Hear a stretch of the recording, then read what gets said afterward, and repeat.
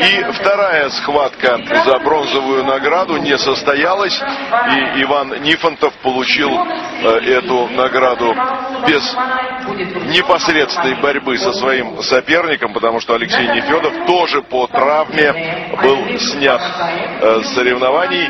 Ну и вот мы наблюдаем с вами сейчас финальную схватку. Алибек Башкаев, спортсмен из Карачаева-Черкесии, против Ульяна Ракшни, спортсмена из Омска.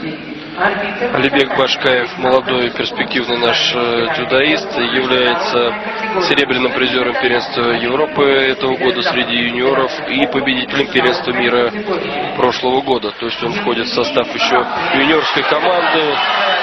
Прекрасный подхват и чистая победа присваивается Алибеку Башкаеву. С первого захода Алибеку Башкаеву досталась золотая награда чемпионата России.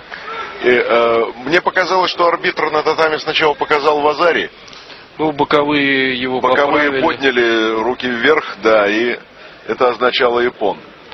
Ну, я хочу поздравить Алибека с завоеванием